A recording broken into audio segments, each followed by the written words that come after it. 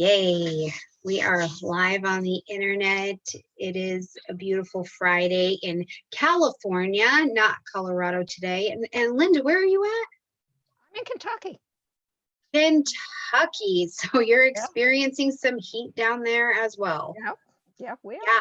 I tell you, it was a hoot when we pulled into California. We were so fried coming through Nevada and Arizona. You could tell we were Coloradans. We were like, oh my God, is it above 80 degrees? We're about dead. What happened? So it's just been a real hoot getting in here, just in general. But welcome everybody to today's Eat and Greet. I am so grateful that you've taken time to show up, and hopefully we give you something today that feels absolutely worth it. And if you're not able to catch today, or you're listening on the podcast, the good news is you can listen over and over and over and over and over again, and we welcome you just as much as if you were here live. A little bit of housekeeping. The solstice gifts are still up, so you can definitely still take advantage of those. And the rest of the Eat and Greet playlist is up, so you can go back and check out many of our guests who've come over. And on Monday, we will have Adam Gainsbourg here as well. So the Eat and Greets will continue on through next week. And we actually have people booked all the way to the end of the year. So it's a beautiful thing happening around here. But today, we're covering a topic that I was actually asked about. And then at the same time I'd been asked about that topic, David Cochran recommended we talk to Linda about vibrational astrology, and she brought the whole package home. I'm like, yes, 2 for 1. It's absolutely brilliant. So Linda, very welcome. Thank you so much for coming to visit with us today. I'm delighted to be here. Yes, I'm absolutely like in love with everything you got going on over there, because it's so different than how I've done astrology. So even in our first conversation, I just felt like I had my mouth open for most of it. And I'm like, I will get back with you in 2 weeks when I have processed everything you just said. But it's also, it's made the little fireworks are going off in here. I'm like, well, how do we do that then? Well, what about this? And I think that's the magic of having someone different come over and talk to us. So thank you. So you do some astrology research. Yes. And that is an area that I was asked about. People said, well, what about the researchers? How do we do this? Does this even happen? And it was a great question. So maybe you can tell us a little bit more about that. How did you even how did you find astrology research? Well, I could say it's in my chart.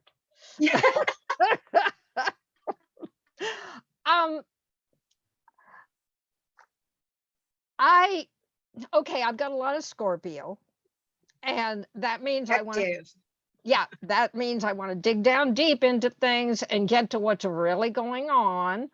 And even in the new interpretations of the signs, it ends up there. Brilliant. Oh yeah. And so even before I started working with David Cochran, I was constantly trying to figure things out.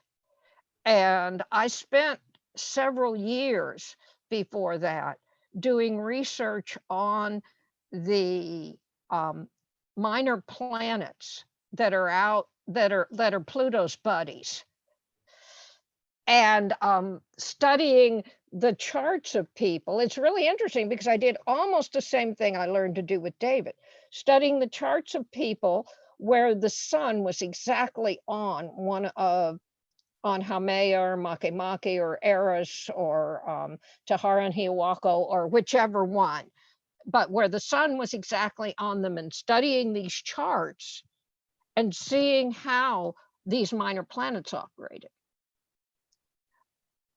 And then in 2012, I was at our 2012. I feel like everybody's like, yes, just life change. 2012. It really was. But I had to consent to it. I had to think very carefully about it. In early 2012, we had a lady who runs an astrology school in Cincinnati, Pam Gallagher, and she came to speak at our astrology group here in Louisville. They're just 2 hours away from us. And so one of the things she says is, in about a month and a half, David Cochran is coming to Cincinnati and he's going to do a 3-day workshop on harmonics. Well, I had since harmonics, I've been doing astrology, started it to explore it in 1968, and I began really reading charts with proficiency about between 1971 and 73, that kind of thing. So it's been a long time. Sure. And so you were already in your practice, and this was like yeah. bringing in a new layer. Yes. I did basically spiritual and psychological readings for people, and they walked away dazed. I mean, we had to have a recording, and because otherwise they would do this terrible thing. They would ask me to repeat something I said, and I'm going, there's a recording. Yep. So let's see here. There you are. And but you see, all through those years, from the time they started, anything surfaced about the idea of harmonics, I'd been really interested in it. Okay. And I got every book and studied every book anybody wrote on it, tried to get these things to work. I couldn't get them. I mean, I was getting some things. I learned how to make a harmonic chart, but I wasn't getting that sense that I was really reading them. Right. And so I went to this workshop of David's, and there were 25 people at the workshop. And over the course of 3 days, he did a short 15, 20-minute reading for each of the 25 people there. And he nailed every one of them. He nailed them on their behaviors. This one, he's going, he's really, you really feel this stuff. You learn to really feel it. And so he's kind of jiggling around. He thinks it's some kind of dance. Maybe salsa. She did salsa dance. Oh, man. And, but it's from feeling the pattern, the planets operating in the vibrations. It's not just psychic. And another one, he sits there, he describes that she mostly sits at home and she's sitting there on the couch, and these are the things she was thinking about. And he was right. I mean, and so I watched him do this with 25 people, and I went, I'm good, spiritual, psychological, but I can't do this. Yeah. And he announces that weekend that fall, September of 2012, he's going to be teaching his system of astrology for the first time. So, and I mean, it was a 3-year commitment, 10 courses. I had to figure out how I could pay for it, everything else. And but the biggest part, I figured out how I could pay for it. I figured that out. But do I want to go through this much of a change? Because I knew it was going to change me big time. And it did. It has opened up an amazing world. The vibrational, we call it vibrational astrology now, because it's not just what harmonics was as other people were writing it. So the vibrational astrology shows an intricate tapestry, layer after layer after layer, all embedded in that chart, that natal chart. And yet there are all these amazing, and they are so explicit. And it is such, I love working with it.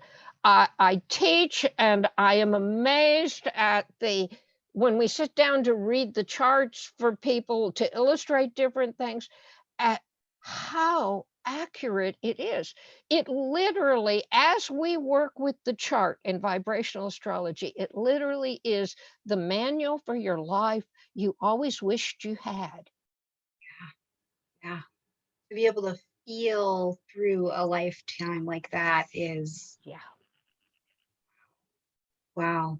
That's amazing though, too, that you talked about that Because that's a very real thing, I think, that happens for all of us when we get to the changes. We stand in front of it and go, okay, how am I going to do practical things like pay for this, attend to this? Am I willing? And those are big psychological, emotional, spiritual moments for people.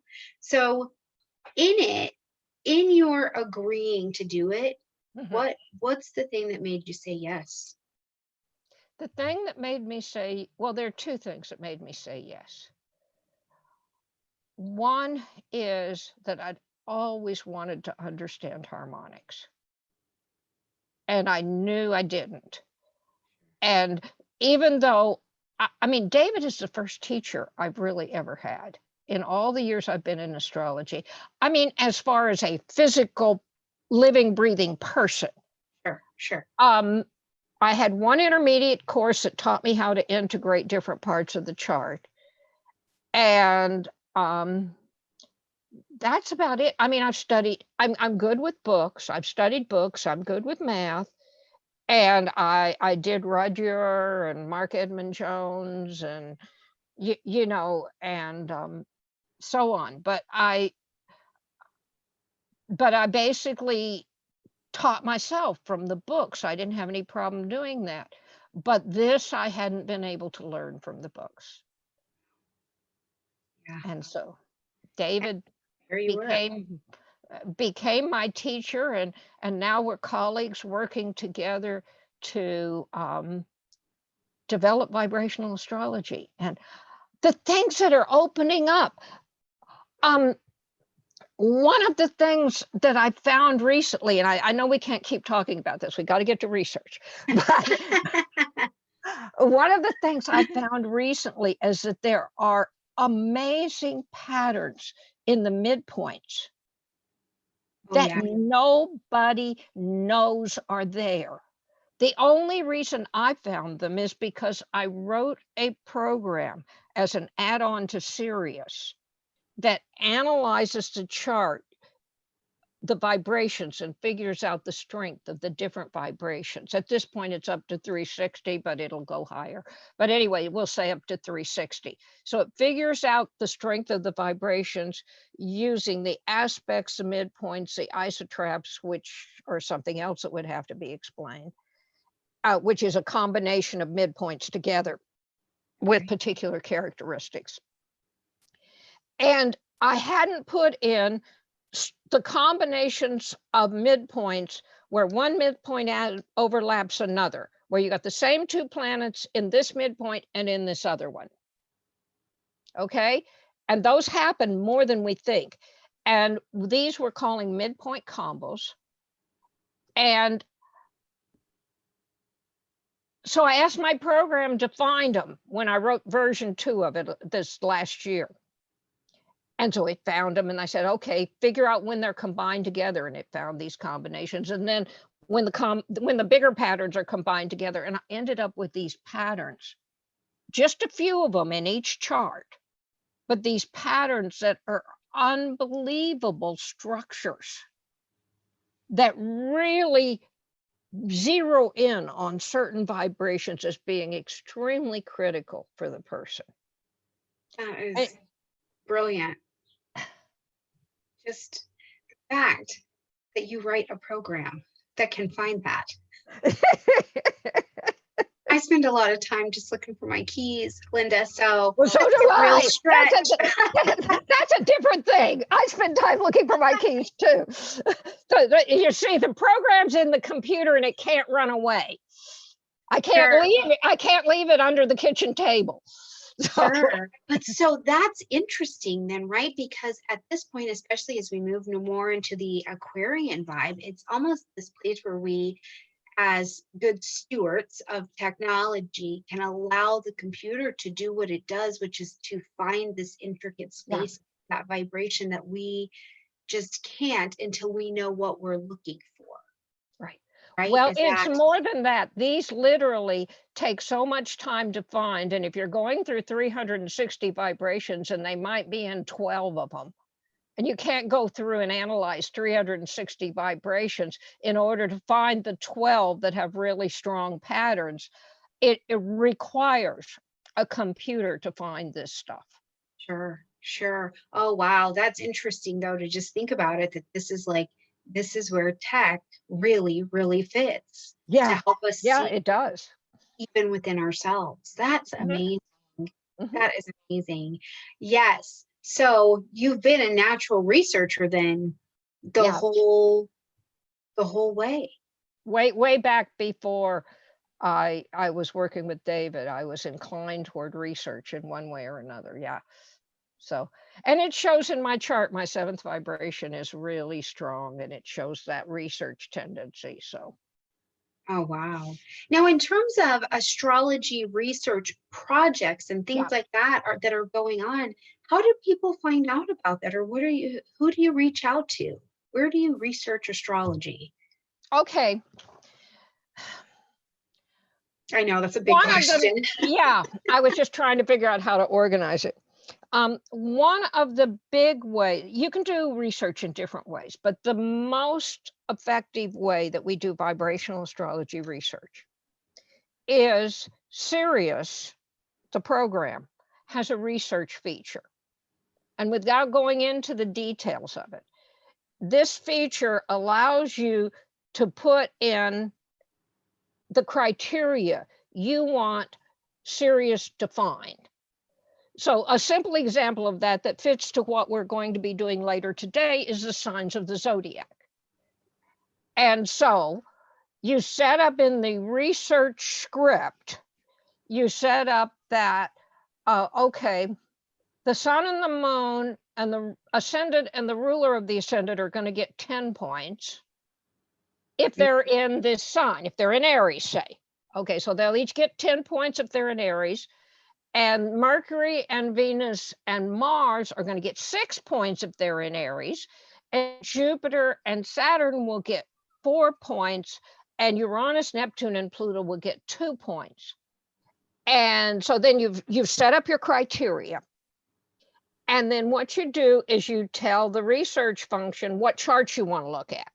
Okay, what the Rodin data base characteristics are of the chart. Do you want just double A, the ones with absolutely the most accurate time? Do you also want A and B? You have to think about what you're trying to find and determine what you want. Sure. Okay, so you tell the program to only show me the charts with people that have names and do it to this level of accuracy. And then you push go. Yay! That's my favorite part right there. Yeah. Let's push go. And then it contemplates its navel for about 10 for about 10 or 12 minutes. And it goes through approximately 80,000 charts. And it immediately dumps out any that don't meet the criteria, that they aren't names of the right level of accuracy. And then for every chart that fits the basic criteria, it counts up. Does it have the sun in Aries? Okay, that's 10. Does it have the moon in Aries? That's 10. Is the ruler there? You see, it makes a score for each chart. Sure, sure. And then it takes all those scores, he puts the scores, everything, it keeps everything in a file, and it organizes that file and shows you the biggest ones at the top. Oh, man. And so there you are. You've got a list of people that have the very strongest Aries in the whole group of charts. And of course, your sample is really maybe, 30,000 or something like that, that actually met your criteria, 20 to 30,000. But you're going through 20 to 30,000 charts. And the only important thing about this is that the computer is picking the information based on criteria. So you've got to be clear on what your criteria is. Well, it's not so much that, it's that the computer's picking it. Hmm. See, what we normally do, what astrologers normally do to verify whether things mean the things they think they mean is they look at the charts of their friends and their family and the charts of people that show up to do readings for them. And they might say, oh, I'm interested in Marilyn Monroe. Let me go look at her. So they might pick a few charts that they decide to study. But it's all based on they're picking these things. This is called, or them being attracted to them. See, we all know, every astrologer that does readings know that people are attracted to them based on what they're going to do. The universe sorts it out. Yes. So the people that are going to come to me for readings are going to be in resonance with what I'm able to do. Sure. Thus, if you think Aries means this thing, the people that are going to come to you for readings are the ones that are going to need Aries interpreted that way. Thus, you don't get an accurate picture of what Aries really is. You get a picture of what you think it is. And now the computer is like, I don't care what you think. Here's everything I found. Oh. The computer picks the people that are strongest, and you have to read all those charts. Not all of them, but I mean, like the top 6 or 8. You have to read the top 6 or 8, and you can only throw out charts that don't have data. In some charts, some people you don't have enough biography on to tell about, but you have to account for every chart that has good biography on it. And whatever your theory is, if you think that Aries is military generals, of course, I'm making an extreme here as an illustration. If you think Aries is military generals and that's what it is, then if those 6 or 8 charts aren't military generals, then you have to say, oh, I have to throw that out as my meaning for Aries. And then you can look and see what are the common characteristics of those 6 or 8 strongest charts. What we have come to sense and see in vibrational astrology is that it doesn't matter where that big cluster of Aries falls in the chart. If a person is really, really a big concentration of Aries, lots of personal planets and so on there, whatever Aries is, they have to manifest that in their lives. And if they don't, then we've got a problem with Aries, not with that person. Sure. Our understanding may not be right. Yes. So it's almost this principle of, if you, in the research of it anyways, if you have the idea and you look through, and you are proven wrong, it's not that they're wrong, you've got to update and re-edit. You've got to revise your understanding of things. And we use the same principle to figure out what the vibrations are doing, particularly the prime vibrations. Every prime vibration starts a new type of behavioral process, a new energy.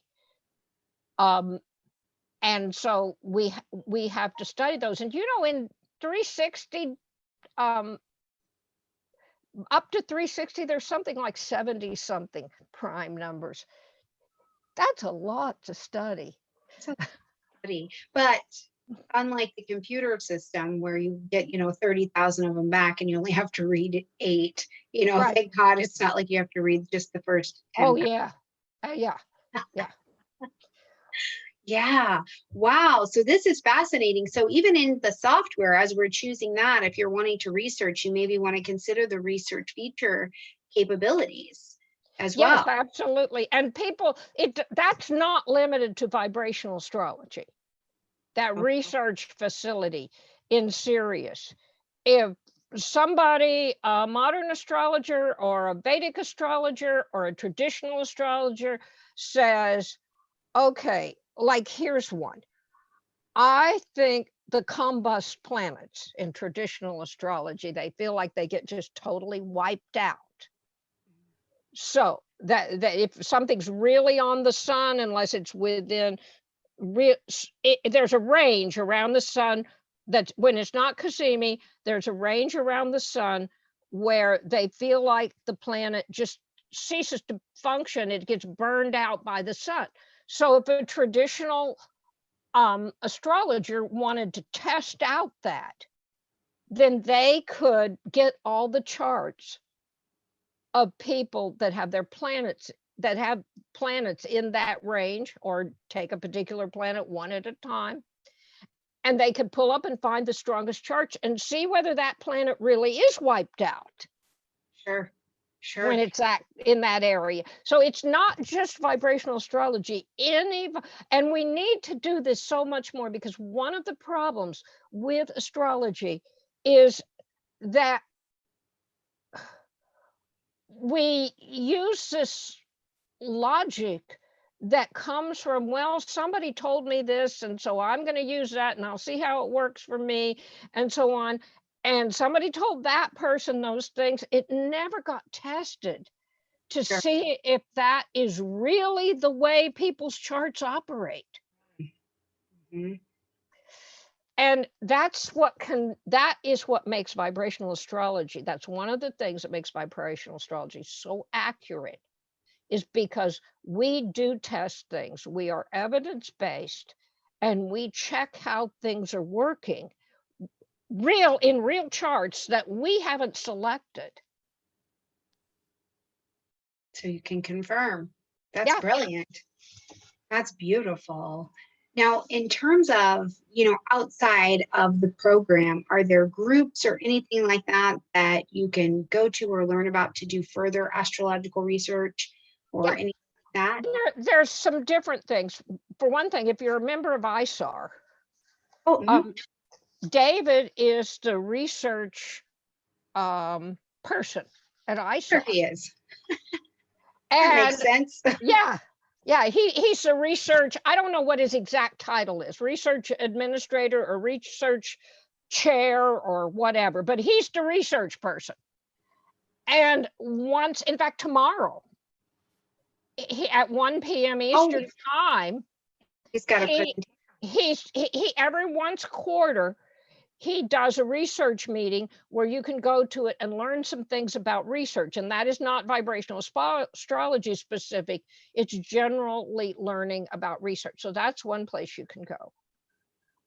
We do have a research group that I'm the moderator of, that in vibrational astrology, but you really need to know vibrational astrology first to be in there. Okay. Yeah. So I mean, you can come to my classes or Clarissa's classes. You can come to our classes and you can learn it. It does take some time, but we really work with people, and we go through it piece by piece and help them to understand how to unwrap the package, unwrap the gift that our chart is. Unwrap the gift. That's right. And so I think we're going to unwrap some gifts today. We're going to talk about the signs, and most people come to astrology relatively familiar with the signs, most definitely familiar with their sign at least, and then kind of branch out from there. But in vibrational astrology, there's a little bit of a different take. And for me, as I've just had the last few weeks to dive into this, to me, it feels a lot more natural than just learning about the signs, because they each have their own feeling, and it's very, it's a very somatic response to looking at these individual signs. So you're gonna take us through that, and we're gonna talk about that, and I'm pumped. Let's do it. Let's talk about these signs in vibrational astrology. Okay, well, as a kind of an introduction to that, I need to let you know that when we're working with the signs, when we're working with the planets, when we're working with the vibrations, in all cases, we are looking at the energy process that underlies that particular thing. A lot of astrology tends to use archetypes, which are wonderful. And I used them for a long, long time. But the thing I had to do when I used archetypes, because I was aware that there were a variety of archetypes that fit around a certain particular organizing principle. And So when I was reading a chart, I had to kind of shift from one to another and maybe kind of sense psychically which of those archetypes this person was going to actually relate to. Mhm.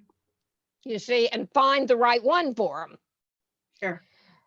Well, what we're doing in vibrational astrology is we're going to the energy, that central organizing pole that the archetypes are all attracted to. And we are using that for our definition. So we're using a process that underlies the archetypes. And the process will always be true. The archetypes, one or another, will be true, but it's hard to say which one. But when you go to the energy process, it will always be true. One more thing I need to say is that we do definitely find that the aspect patterns, the distance between the planets, is the most powerful part, not the signs. Okay. That the aspect distance is the vibration between these two planets, and it shows up in a variety of harmonics, that particular vibration. And this gives you your behaviors. This is the stuff David was reading at that workshop. This gives you your behaviors. This gives you your real characteristics of how you operate and so on. The signs are different. They are important, but they are more of a flavoring to the life. They're a style you operate in, and you can do a lot of things in that style. So the actual things you do in your life do not come from the signs. The signs cannot predict them. What the signs can show you is the way you go about doing things. As we talk about the processes of the different signs, this will become a bit clearer. But I just needed to let you and everybody else that's listening to this know that the signs, most of the readings I do in vibrational astrology on an individual's chart, I never use the signs. Wow. I don't need them. The details of the behaviors and the characteristics are in the aspect patterns in the vibrations. Oh man. So you guys, look, we're going to unthink some things right now. So unpack for a second and Yeah. it's a different pair of glasses. Yes, it is. But it's still telling this vibrational soul story. Yeah. Right. So this is great. Okay, Linda, I feel like I'm preparing myself. I think that was actually a pep talk for me. You know what I mean? I'm like, okay, we're going to I will warn you, there will be some surprises. There are some things that people may tend to hold near and dear that we didn't find in the research. Okay, and this is evidence-based research and astrology, and that's why we're bringing this to you. It's not that we want you to unlove your sign. This is, we found something else to be true. So, okay, all right, I'm as emotionally buckled in with my seatbelt as I think I can be. Okay. to unlearn and relearn and rediscover something else. So hopefully, I know it's so funny. I'm watching the chat. People are like, this is exciting. I'm like, I know. Oh, cool. Like, we don't know. We don't know, Linda. So you're the tour guide through our Jurassic minds right now. It is going to be exciting. Are you guys kind of mind blown out there yet already? Because I am. And this is only our second conversation. Oh, listen, I so love the process of learning vibrational astrology. I so love what it does for us. Okay. Yes. And it's great too, because I didn't know about the research capacity of Sirius, and I have it. So now I'm like, oh, I'm going to need a whole set of tutorials on what to do with that. Well, it was a change for me. It's not just you. It was a big change for me. There, good. Okay. Now, There was one thing I wanted to get for you that I didn't already have up. So shall we go ahead then? Yes, let's do it. We're in, we're ready. They said they're ready in the chat. So okay, fasten your seatbelts. Here we go. Click. So when you guys see me like this and my little ponytails all blown back, you'll understand what was happening. Okay. So I'll go ahead and share my screen then so you can see some of these charts. Okay. All right, now. All right. Now let's start with Aries. We'll go through the zodiac in normal order. Okay. Aries is, what we found in the research is that Aries is about going your own way. Doing the things that are authentic and real for you, expressing who you genuinely are, trying to find your own voice, being honest with yourself and others, feeling that you have a responsibility to avoid hypocrisy. Aries, just hypocrisy is like bad. Definitely having less trust in others than in yourself. So Aries is very oriented toward doing their own thing in their own way. A significant issue for Aries is that they will have trouble listening to other people because they're busy figuring things out for themselves. Sure. And this is not in the, because I don't know what you're doing, Linda, but I'm going to vibe into the vibe. Go on. It does not feel like it is I'm better than you. It is simply I'm figuring this out. And it has nothing to do with a fierce, pure arrogance. No, it doesn't. It does have to do with a sense of what they're willing to let in their lives. And they will listen to you if you radiate a sense of Aries integrity. If you do know yourself, if you know, and things like that, then they will listen to you. But in general, Aries is just going to do it their own way. And one of the important things is they don't care what anybody else thinks about it. They really don't. So let me just quickly show you some people here that are strong Aries.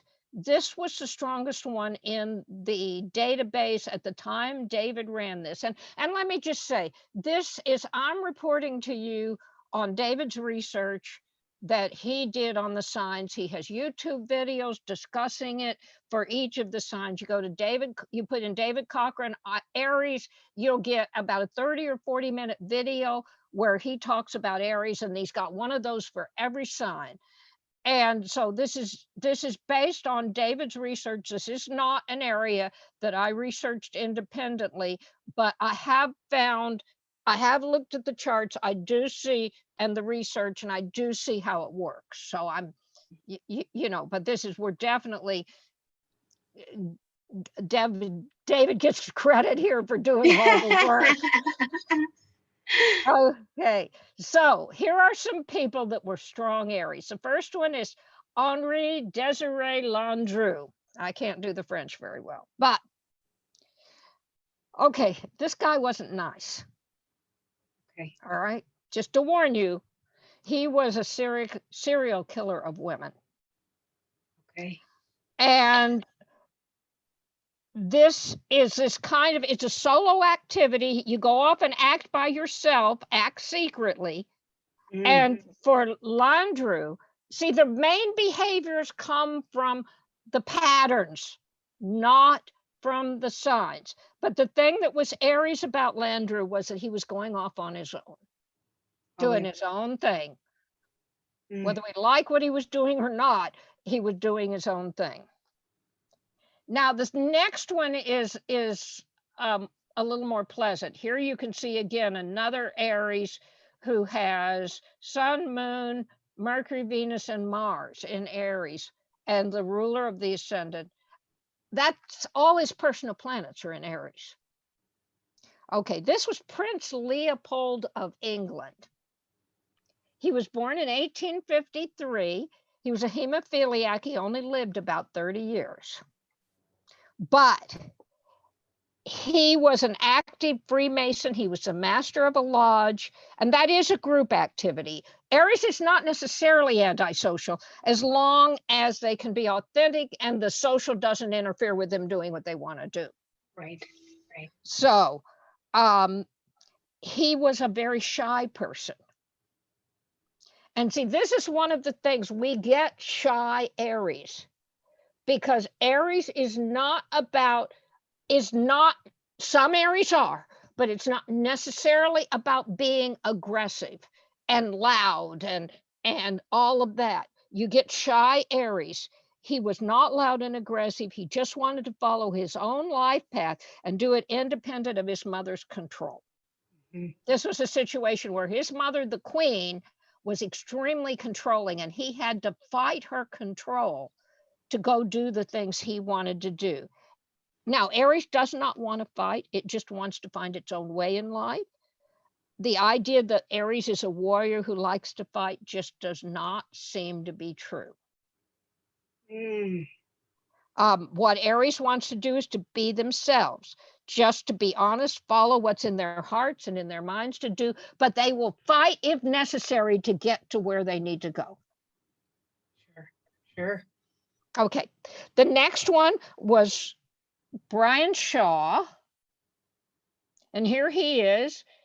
And in this case, you have Sun, Moon, Mars, and the ruler. Mars is the ruler of the ascendant. So it's still the strongest concentration of energy in any sign in his chart. All right. And he's another example. He was a baseball player. He's another example of a self-made man. He was a good negotiator. People just loved him. He went his own way. He would not follow the path of most of the people around him. He had self-reliance and self-determination. And that's the only part of Aries that really works for him. See, is this sense of going his own way and being self-reliance. Aries follows inner instinct, and they distrust things that are considered normal. Sure. Especially if it challenges that instinct. Yeah. They have the courage to do what they know is right, regardless of what others say. And then the fourth one. This is my favorite. Ferdinand Cheval. Ferdinand Cheval was a French postman. A postman, for heaven's sakes. And Aries is his most dominant sign. But what Ferdinand Cheval did was he devoted his spare time to building a palace for 33 years. And on his own. All on his own. He went off on his own. He did his own thing. And this, by the way, shows that Aries, the idea that Aries will start things and not finish them, just doesn't hold up to research. He's not aggressive. He's not unusually energetic.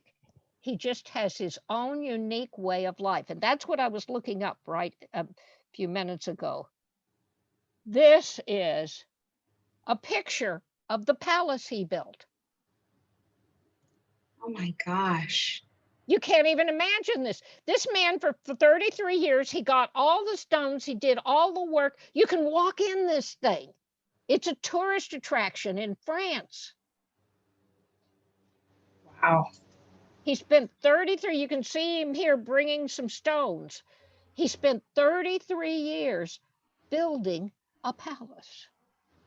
I also think, I think it's interesting too that he's a postman, right? He's like, yep, still going to do that on my own too. Yep. Yeah, and that is something where you kind of go out and you go to different places, but you are by yourself when you're doing it. That is an interesting thought I hadn't had yet. Yeah. Okay. So that's Aries. Okay. Uh-oh, Taurus, we're coming for you. Yeah, Taurus. Now, I've only got one illustration for Taurus, but it's a doozy. It'll be good. I just know it. We only need one. Oh, did I not bring it in? Give me 1 second. Let me. Oh no, it's under R. Excuse me. I was looking for the first name. Here we go. Bertrand Russell, the philosopher. Okay, here's what we have found about Aries. Aries is about a natural unfolding or flowering process. Taurus. Not fighting or resisting the natural unfolding process. It cannot be rushed or slowed down. Okay, stubborn. Yeah, got Taurus has to move nice and slow. We need Okay, some time it with is these stubborn because it's going to follow that natural unfolding process, and you're not going to change it. You're not going to make it move faster, and you're not going to make it move slower. It's going to do it. It can handle change if the change is a gradual unfolding and inner development. It's into being in tune with the natural flow of nature and unfolding from within, where you listen, feel, and instinctively sense what to do and when to do things. This is a Taoist perspective on life. The issue with Taurus is that they don't understand life being chaotic.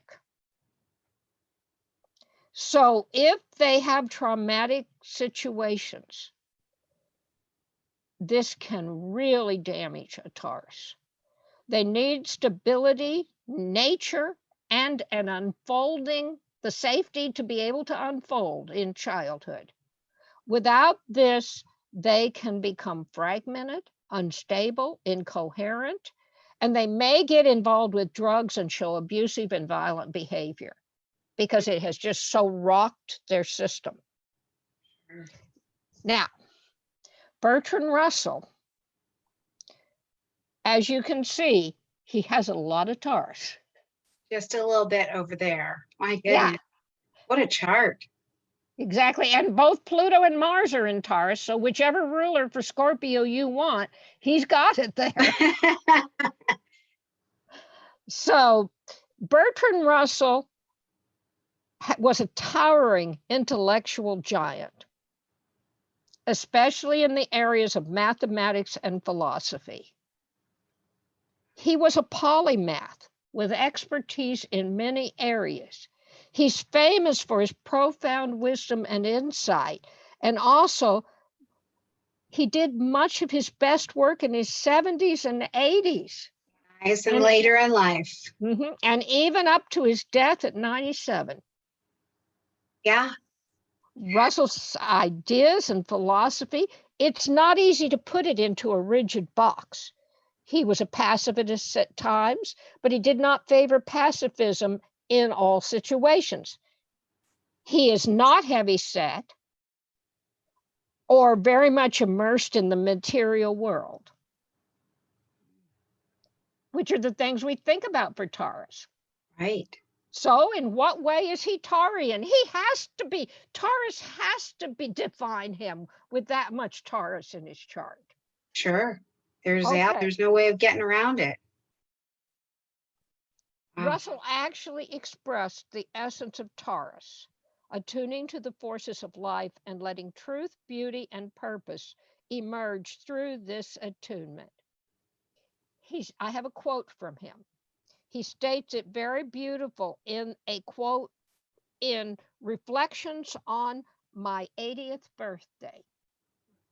This was a postscript to his autobiography, and this is what he wrote.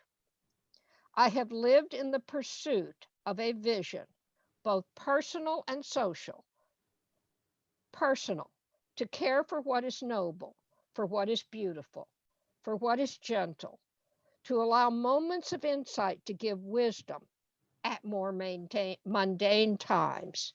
Social, to see in imagination the society that is to be created, where individuals grow freely, and where hate and greed and envy die, because there is nothing to nourish them.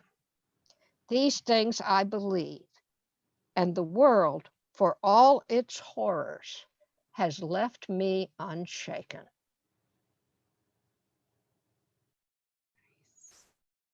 Nice and slow. You know Isn't what? that beautiful? And doesn't it just seem, just like our Aries example, he naturally took to work and the processing on his own. And we see in our friend here, he's writing these stories in his 80s, nice and slow, just really letting the unfolding happen. Yeah. Very, very much so in that Tauran vibration. Oh, yes, let's see this one. Okay, the other chart I want to show you for Taurus, and I didn't get it up then, so let me do it right now. Yeah. Well, this guy, because this one's good. We were talking about his, actually, he and I were. Is David Cochran. Yeah. Who you all had on here a while ago. And you will notice that he has Mars, Sun, Venus, and Mercury, and the ruler of the ascendant in Taurus. And here's the thing about David, is astrologers misread him. All the time. When they see his chart, they think, oh, he's going to be in finance. That's a nice business he's running. Oh, he's going to be really competent, that kind of thing. David is totally incapable of running a business. David wants to give everything away. The only reason they have the business, well, his programming, of course, is very important to the business. But as far as the business aspects of the business, it's Faye. It's his wife. Yeah. Faye's got it together over there. Who can handle business, who does business, who makes it work. David, money is totally, practically meaningless to David. And that's not what you think with Taurus. You think Taurus is into money and finance and things. David doesn't care about things. He does relate to plants, and he does kind of build things in his, because he's the programmer that wrote Sirius software. That's his program that he's created. And so he does build things. He does do that, but it's not in the concrete, mundane way that people think Taurus operates. Sure. Yeah. So, he needs to ground. That's one of the first things we talked about in his chart, is that after I saw it, my vibrational instinct of him immediately, as I said, oh, this is very Aquarian, but you have to remember to ground or your head is going to make you crazy. And he's like, oh, do you do vibrational astrology? I'm coming to send you teachers. I was like, well, send them over. Okay, so let's go to Gemini.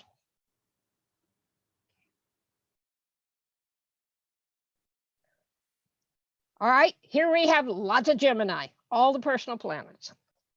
All right, let's talk about how Gemini operates, and then we'll look at these charts. Gemini's central drive is curiosity.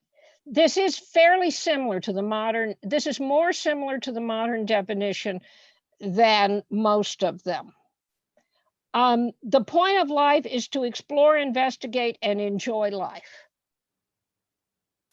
So there's a need to avoid feeling overly pressured by the need to succeed on any level, economic or otherwise. Gemini does not deal with pressure. They explore without focusing on judgment or evaluation. And they don't deal well with being criticized. Mm-hmm. They feel it's okay to have some flaws. Just relax and enjoy the experience. That's the way Gemini is. So they do have a problem with dealing with the frustrations and challenges of life. And the way they can solve this is by not focusing too much attention on those frustrations and being sure to find time to enjoy learning and discovery and sharing ideas with others. And so Who's this person? This is Chris Beard. And he is and we don't need to say much. He's into comedy and child shows.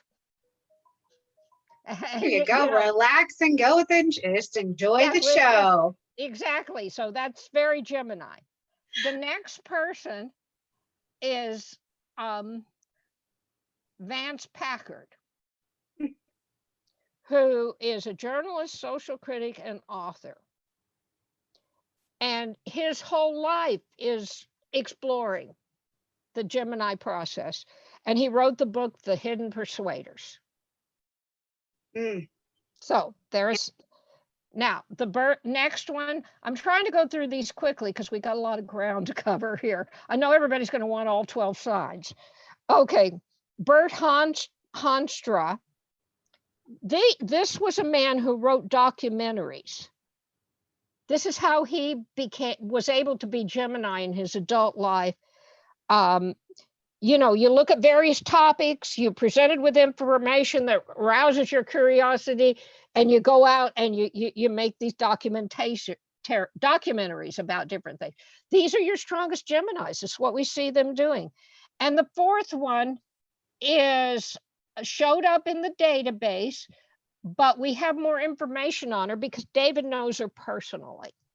She is an astrologer. And she is clever, she has good humor, she has a youthful attitude and demeanor and a light, pleasant laugh. She's curious, takes an interest in different people and different kinds of astrology. She has an astrology school featuring many kinds of astrologies. So she has that Gemini relationship to the world that we enjoy this, and we're not going to get dragged down by our struggles.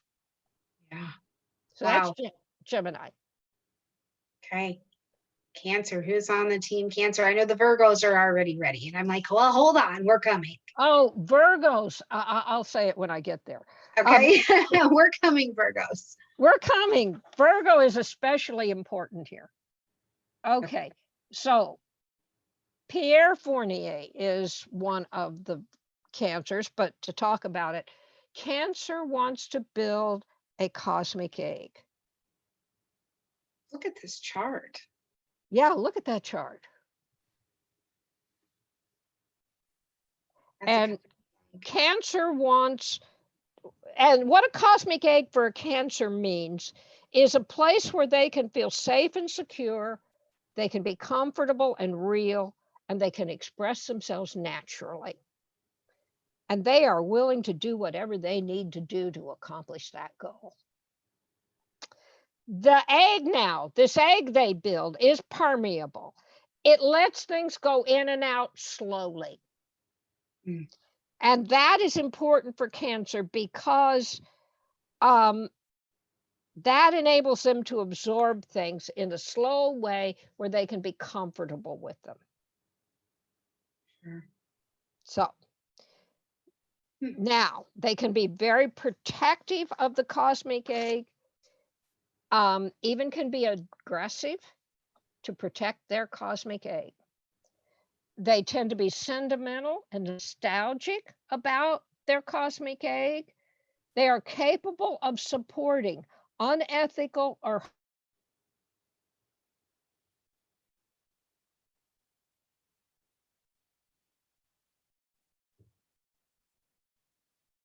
Uh-oh, where did we go? In the egg are homogeneous without confusing and conflicting patterns. It just said my internet connection is unstable. I hope we don't have any problems here. One of the, but we're good. Yeah, one of the things is that if a Cancer is not protected and happy in early life, then they may be prone to blindly embrace a new family. And that new family could be a gang or an extremist group. Sure. They are very capable of adopting a new culture and lifestyle that interests them if they feel comfortable with it. And you see, there's no moral basis for it. It's just comfort. The goal for Cancer is to immerse themselves in a world with other people where they feel whole and protected. Mm. It doesn't matter how popular that world is. But the world must function like a family unit. So we're talking about clubs, gangs, teams. Sure. Now, their country can be their cosmic egg. And then they'll be very patriotic and protective and suspicious of foreigners, of anyone that's different than them.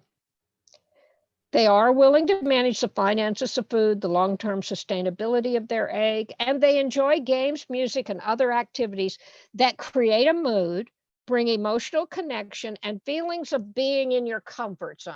So the core thing is they want to be in their comfort zone, but that means not being able to just really be themselves. Mm. So isn't that interesting? It is. And this is just quite the chart. It's just amazing when we see charts with so much in one sign. It's just, I always Yeah. see that's mind blowing. So let's talk about Pierre Fournier. He was a cellist, a very good cellist. He created an emotional space of peace and emotional depth, even with the enemy in World War II. Mm. And that expresses the essential nature of Cancer, that it's creating their space. That's what's important. Fournier played with extraordinarily deep feeling and lyricism. He was called the aristocrat of cellists because of his lyrical playing and his impeccable artistic sensitivity. He also collaborated with the Nazis, since they embraced and felt good about what he was doing. Sure. So he felt welcomed home. Yeah, he felt at home. Cancer, and it was just based on his criteria. He wasn't worrying about all their other ideas. Okay, so Cancer often makes the decision about family based on what feels good and not on an ethical set of rules. Mm. If the thing in question protects their family, if it will make the family safe, then they'll do it 9 times out of 10. So how he went, this Pierre Fournier, how he went into music with personal depth and emotion, that's Cancer. And the lifestyle and approach he had, being willing to work with the Nazis, that's also Cancer. Yeah, wow. So what are these Leo people up to? Because I mean, yeah, that's one I think that kind of gets an interesting wrap in regular astrology as well, though. I agree. Okay, now Keith Whitley, our second Cancer. Again, very strong, you can see there. He was an American country music singer. All right, but he had a lot of problems with drug use and he was out of control as a young person. He has a gift for music and he immerses himself in it, but he lived dangerously when he was young, which is not a usual association you make with Cancer. But when it comes to Cancer's emotional expression, their music, their food, their family, the cosmic egg they are creating, they can be very aggressive and very particular and have very high standards, like he had for his music. And you don't think of Cancer as living dangerously, but it's not as unusual as you might think. When Cancer's feelings are hurt, something deserves a sense of being protected, of being safe at some early age.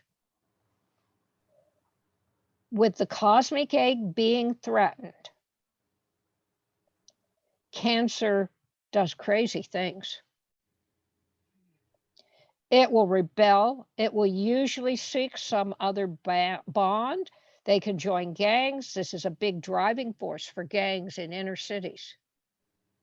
People want that bond. Cancer people want that bond, that family, that protection, and they often incline towards alcoholism and depression. Yeah. Okay, there's not so much research on that, Right. but David felt it made sense. Okay, and his guess is, mine also, that one of the major contributors to this behavior is some kind of sense of loss of that protection and happiness early in his life, that probably Keith Whitley had a broken egg in his childhood. Sure. The third, okay, is anybody having any questions? Should I be answering questions from No, people? you're okay. So far, so good. They're just patiently waiting for Virgo. That's it. And I know I feel their little fingers tapping playfully, you know? Yeah, Well, we're going to do Leo first. We can't skip Leo. we cannot. Okay, so this is the third Cancer. Gaston Maspero, an Egyptologist. Okay. And this is absolutely somebody who shows that what somebody does doesn't come from the signs.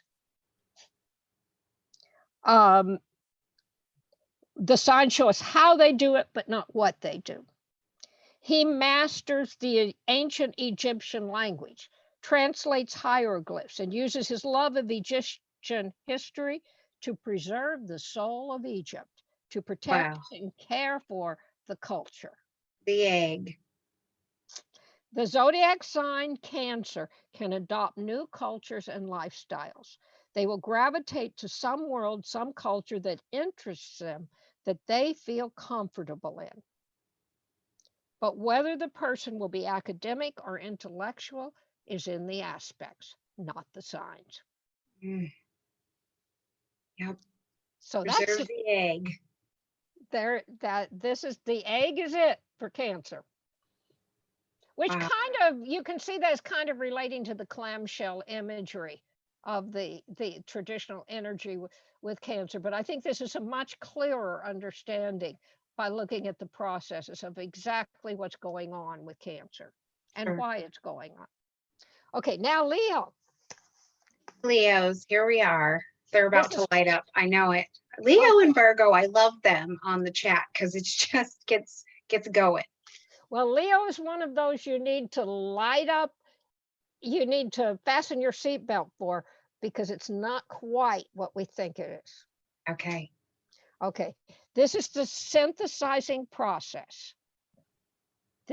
Leo is the synthesizing process that creates the character, the individual that each of us is.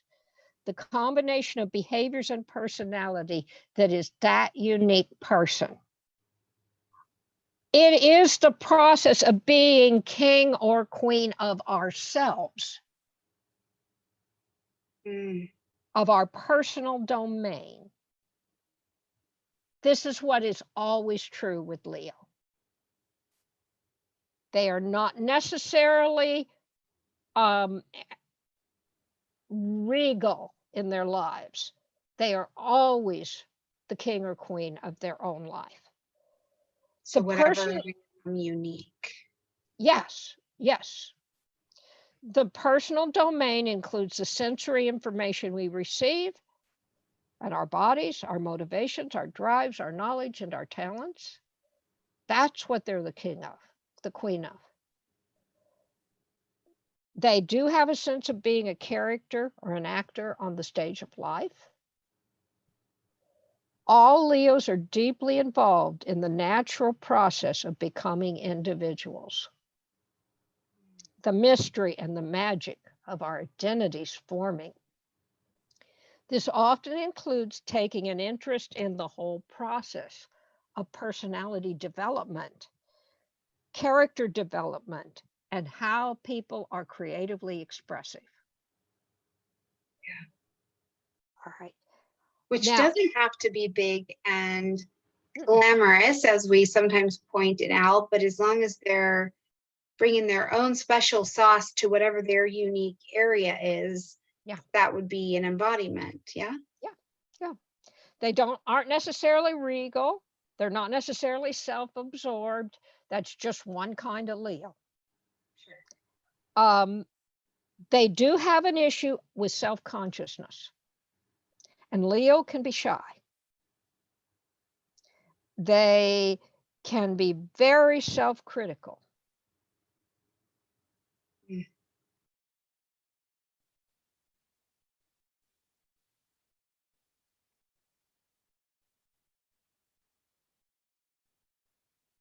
Oh, I think we have a pause again. Hold tight, guys. Don't jump ship.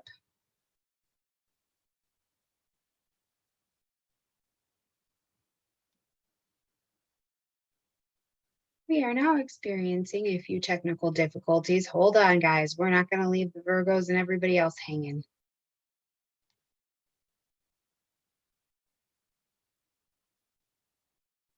Oh, I guess it's just me live on the internet right now, you guys. So hold on. I think Linda's going to try and reconnect, and we'll get back in here and finish out the rest of our signs. But so far, I hope you guys are enjoying this and getting a little bit of a more grounded, I think a little bit more in-depth idea of the signs as well, beyond just the traditional beginning keyword thoughts that we have for these energies, which are beautiful when we're getting started and we're thinking about how to tell a story.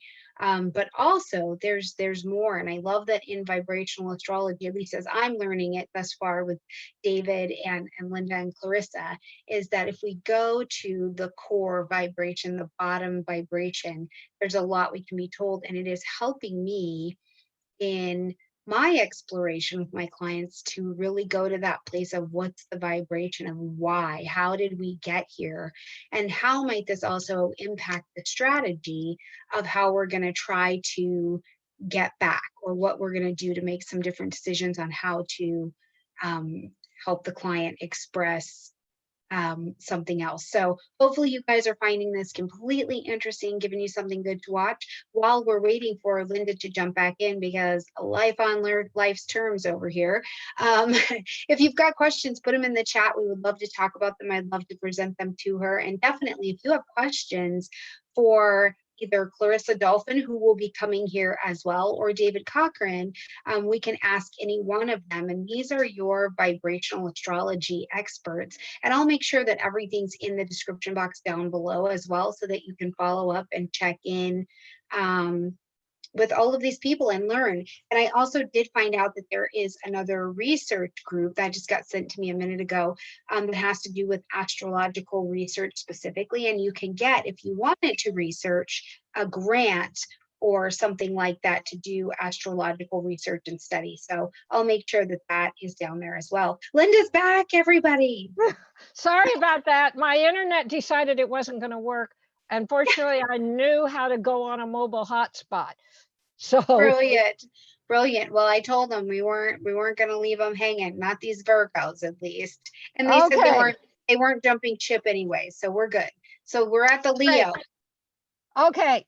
So let's look at the people that are Leos that we have here. All right. The first one is Erich Huckel. I'm not sure exactly how to say that. He's a physicist and a chemist. Oh, hold on. You have to reshare so we can see what you... Thank you. Thank you. Yeah, we're just going to get it together over here. I've had all of these weird post-Mercury retrograde things. Well, we're still in the shadow. In the shadow, yeah. Where I'm like, is this thing on? Is anything working? Okay. So here's Erich Huckel. And he has his sun, moon, and ascendant in Leo. And less than 1 in 1,000 people are a triple Leo. Ooh, wow. I didn't know that. So he does his science in a Leo way. He has a personal creative approach to it. He blended quantum physics and chemistry, becoming a pioneer in quantum chemistry. And he becomes very personally involved, which is a Leo characteristic. like he had a heated controversy with Linus Pauling over a theory regarding benzene rings. Right. Right. So he approaches his science in a leonine style. That's what we're seeing here. That's And this brilliant. gives you a sense of how the style affects things, but it doesn't determine the life. Sure, sure. So, okay, so the next person is George Gordon Cantlay. He's a general, a military general. And he believed that as a commander, he should be in the field with his troops. And that's just where you found him. He felt a really good officer, takes care of his subordinates, and trains them for advancement. That's extreme Leo. The interest in the individual development, in people becoming all that they can be. This idea of developing yourself personally, gaining control of your resources, becoming the best you can be, and shining as an individual. That's the essence of Leo. And it does not necessarily mean you're a colorful personality. Sure. But it means that route you're going for. Mm-hmm. It means you've mastered the energies available to you. You've developed yourself. Okay. Now the third one, and this is somebody most of us will know his name. Jean Piaget. Yeah. Okay. Look at that. Sun, Moon, Mercury, Venus, and Jupiter in Leo, and Gemini's the ascendant. So you've got the ruler of the ascendant in Leo. Yeah. And so okay. This Leo is a mental expression. Yeah. Oh, okay. You talk. I'm getting all excited. Well, his career was about personal development. Yeah. He's a child psychologist studying how people grow to become healthy, constructive adults. That's a Leo. That's a Leo approach to psychology. Yeah. And didn't he, though, in this field, from what I remember from college, he was doing this in this field in this way that people did not think was possible at the children's age, Yeah, right? absolutely. Yeah. So this was his genuine, unique speaking to this. Yeah. See what this, and we can illustrate something about research here, particularly about the signs in research. The zodiac signs almost always impact the career, but it's more subtle than we think. We're unable to be specific, very specific with our interpretation of zodiac signs. For scientific research, aspects work much better. The midpoints and aspects, the relationship of the distances between the planets show us much more clearly what the behavior, the motivation, and the talent is. Zodiac signs are much more difficult to pinpoint because it's telling something much more difficult to measure. It's talking about a style, an approach to whatever is indicated by the aspects and by the life experiences. So, but what we did see here is personal creativity and self-expression in the lives of these people. Sure. So. Yeah, and all that childlike energy like that. Brilliant. All right, we better do these Virgos. Now we got Virgo. Okay, Virgo. Virgo is one of the signs that we have a bit different understanding of, and an understanding of the motivation behind what the Virgo is doing that helps to make more sense. Virgo kind of gets a bad rap, and this is this helps a lot. What we found is that Virgo is instinctively sensitive to the underlying natural order. It's striving to appreciate the inherently beautiful order, and they want to improve our lives by living in tune with the natural order.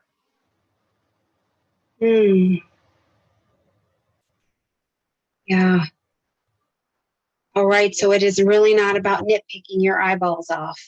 It is about that there is a natural order. So they're really at their core trying to keep the flow.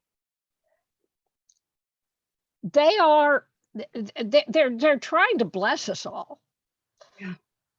They are in tune with a mental world of pure ideas and thought forms that are the perfect designs that are hidden behind the physical world around us. Remember Plato? Mm-hmm. And the shadows on the wall from the fire and so on. This Virgo knows this. This hidden world that underlies ours has a beauty and a radiance that Virgo senses shining through the everyday things around us. Now, the virgin birth is the bringing of these perfect patterns, these perfect, pure ideas into expression in the earth realm. Wow. Now, Virgo can be picky and fussy and categorizing. We're in the process of bringing this perfection into the world because they want it to be right. They do, and they do have, I think, a really fascinating thing about Virgo is they're not so much about service. They need to fix things. Right. Right.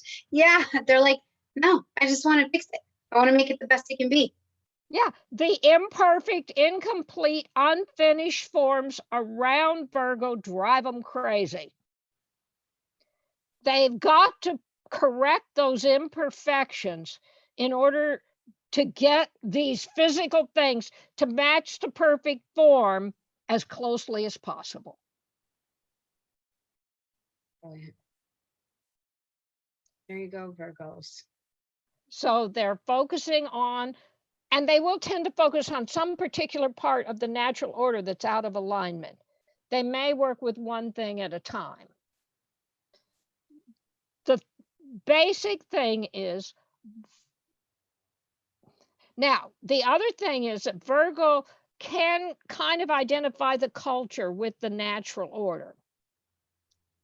And this can result in a focus on being proper and following the correct laws in an abstract sense, overlooking individual human needs. This can make times when the culture, this is especially difficult for Virgo in times when the culture is in flux and change. Right, because then what's the right order? That is brilliant. That's interesting. I would wonder how our high Virgo energies are doing in the world right now. Yeah, because we've got so much change going on. The only thing the best thing I know for Virgo to do is to tune into that higher order and recognize that cultural changes may be in line with the higher order coming in. Mm-hmm. And that will help them to handle it. There you go. Tips for Virgo. Okay. So let's look at these people. Anton Mauve, he's a painter. And he did realistic paintings. But in the realism, he captured light and color. He's famous for it. He shows us that what we see in the everyday life has a color, a beauty, almost magical or alluring, brighter light or cloudy days, realistic painting that captures the colors and beauty and the flow and the textures. revealing how beautiful creation is in a sense of there being a perfection or elegance or beauty behind the world around us. Mm, Isn't that beautiful? it's beautiful. It is. Who else we got? What are these other Virgos doing? Okay, so the next Virgo is William Friedkin. And there he is, right around the ascendant. Isn't it amazing that these charts can be this? Yeah. Okay, so he's a film director, producer, and screenwriter. There he is. Yeah. Yeah. Yep. All over there, all over by himself, huh? But ultimately, that's a good vision.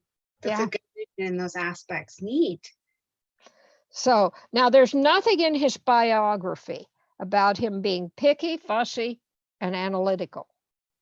Virgo isn't necessarily that. Friedkin wants to be known as an action and serious drama director through stories about an America upended by crime, hypocrisy, the occult, and amorality. He had a drive to produce works exposing what was immoral. That's a Virgoan approach to life, to work. Isn't it though? So he's making the contribution to life of putting us in alignment with his perception of the natural order and the hidden beautiful world behind the manifest world. So there we go. There we go. And the third one is also an actor. He had a penchant for portraying straight-backed cavalry officers, cultured governors, aristocratic landlords, industrialists, and charming bon vivants. Virgo portrays correct social order and people living in accordance with proper and correct laws. Now, he was also involved in many of the Nazi propaganda films. He was bringing the divine order back as he understood it. It was his perception that this was a wonderful order, a wonderful system. Wow. So Virgo can do bad things. All zodiac signs can do bad things. They can do good things and they can do bad things. And Virgo is not always compassionate, very compassionate. It will do what it thinks is a good order. And sometimes it overlooks the human qualities in favor of this more abstract sense of a pure design. Now, that's not always true. Sure. But it can happen. So, well, are we good for going for the second half of the zodiac? Let's see. Are you guys ready for the second half? And I think, oh man, we're gonna be. Well, yeah, we're running a long time here. We are running a long time here. So let's see what we got going. What did you say? I was going to say you might want to stop the recording, Stormie, and then restart it, because it's been my experience that Zoom has a problem if Google Drive anyway has a problem if the recordings get really long. Oh no. Okay, well, we don't want any of that. So you guys hang tight out there just a minute.